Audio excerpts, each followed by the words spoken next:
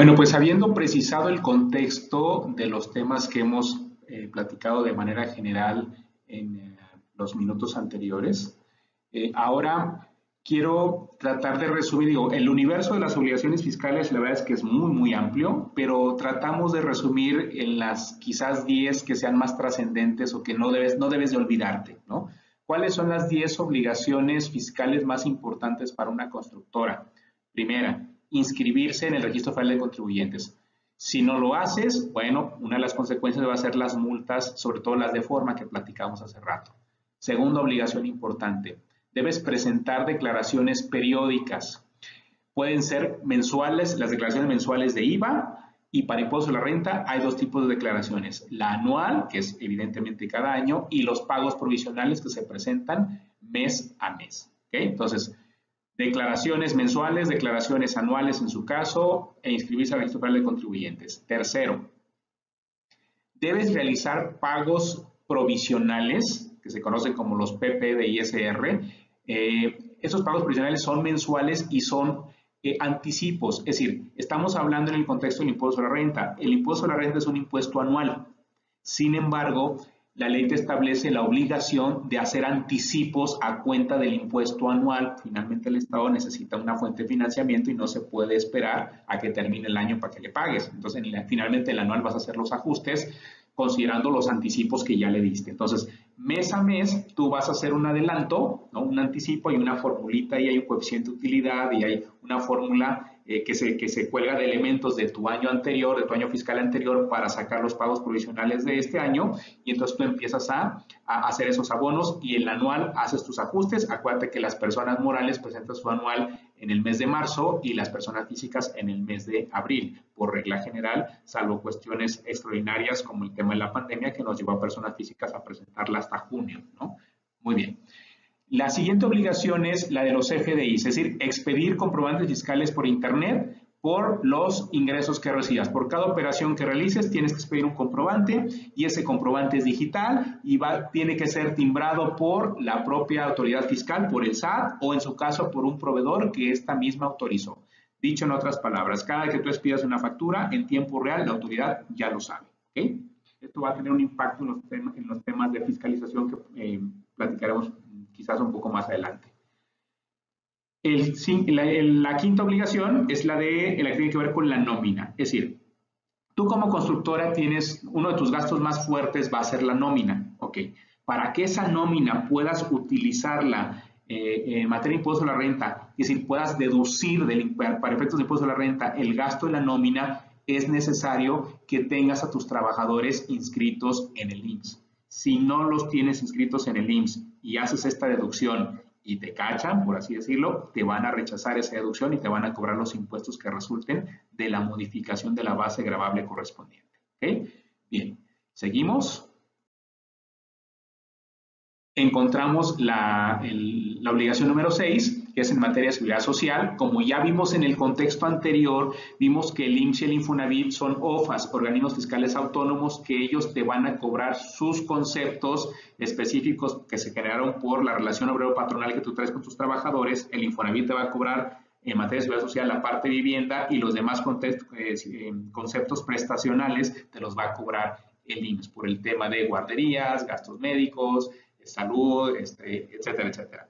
Entonces, es importante que tengas inscritos a tus trabajadores en el IMSS con el sueldo real, por supuesto, porque si no también le estarías generando un daño a los trabajadores en el tema laboral. Esto va a ser otro módulo que en su momento vamos a ver del tema de la seguridad social y del tema de las relaciones laborales con la constructora, pero ahora lo estamos tomando dentro del contexto fiscal porque tiene un impacto en la parte tributaria. ¿Okay? Entonces, recordarás que vimos al principio que uno de los tipos de contribuciones son las aportaciones de seguridad social, ¿okay? Que tiene que ver con este concepto. Bien, el número 7, los ingresos. Por los ingresos que recibas como constructora, tienes que acumular el impuesto a la renta. ¿Cuándo? Bueno, tienes 3 opuestos. Uno, cuando expidas la factura, el CFDI. En ese momento, aunque no hayas cobrado, tú ya lo consideras, tú ya estás pagando impuestos por ese ingreso. Cuando entregues el bien o prestes el servicio, o cuando cobres o sea exigible el que puedas cobrar. ¿Okay? Ojo, estos son los supuestos generales cuando se generan los ingresos para impuesto a la renta. ¿Qué significa? Que tú podrías llegar a estar pagando impuesto a la renta por ingresos que aún no recibes. Es decir, va a haber un desfase con el tema del flujo. No obstante, las constructoras pueden entrar en una situación diferente que vamos a ver un poco más adelante para el caso específico del impuesto sobre la renta. ¿Okay? Y entonces, como octava obligación importante es que lleves una contabilidad sistemática y analítica.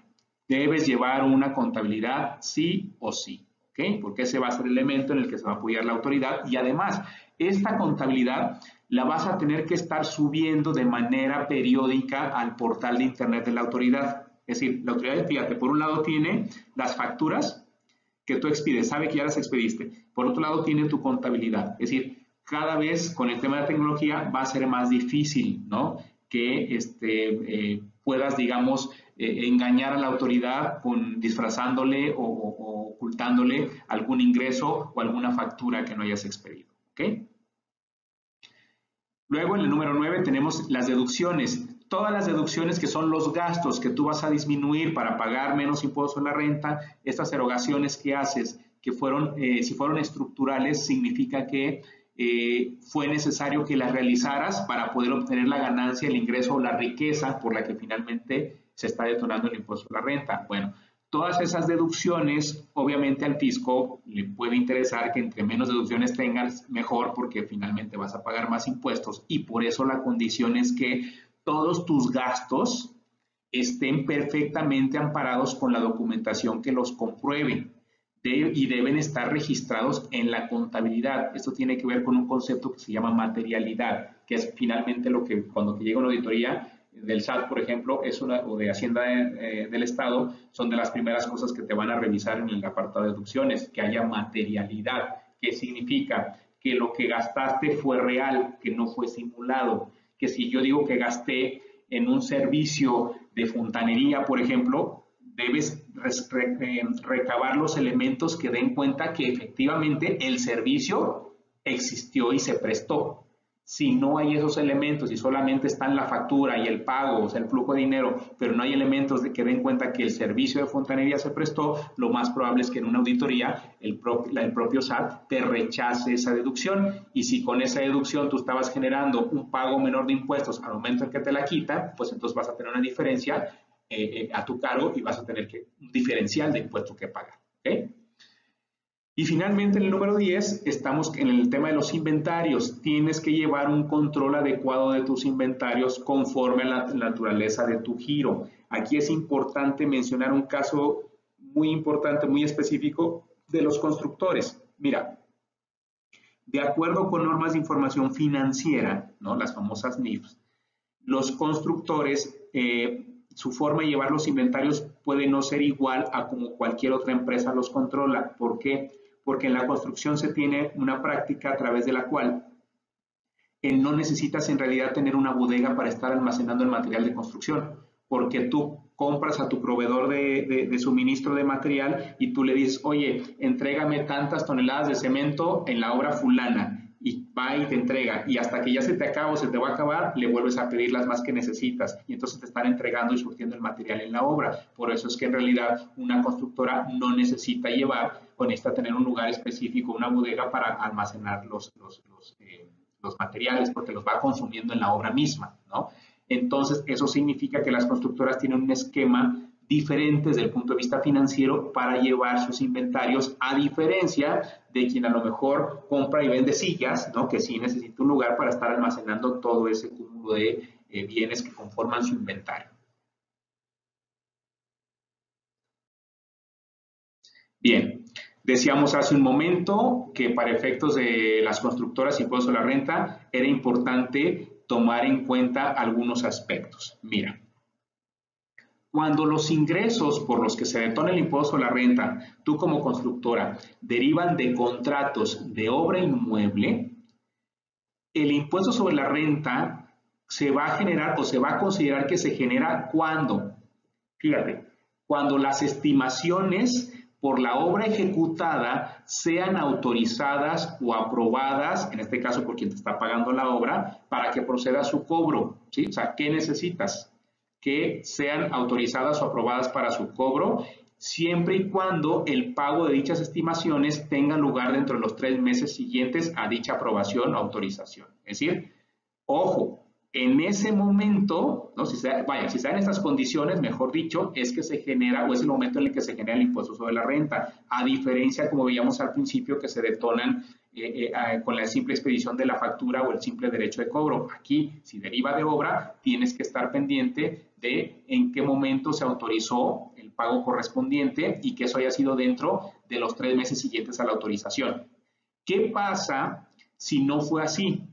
Si el pago se hizo, por ejemplo, después de 3 meses, ¿ok?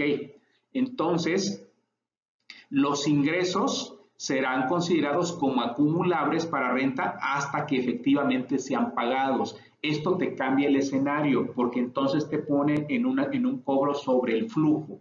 Es decir, si a mí me autorizaron el pago de la estimación y me lo hace entre los 3 meses, bueno, en ese momento se hace la acumulación y en ese momento lo considero para impuesto a la renta, independientemente de cuándo expedí la factura, ¿no? Pero ¿qué pasa si esto no sucede así? Ok, entonces, hasta que me los paguen, o sea, me los pagaron 6 meses después, bueno, hasta en los 6 meses, aun cuando yo he expedido la factura con anticipación, hasta dentro de los 6 meses, cuando me lo pagan, entonces lo considero acumulable para pagar el impuesto a la renta. Estamos en un esquema de flujo y eso es importante porque puede hacer una importante diferencia en términos de flujo en tu constructora, ¿no? El tener que estar pagando el impuesto aun cuando lo hayas cobrado o el estarlo pagando hasta que estés cobrando de manera efectiva, ¿no?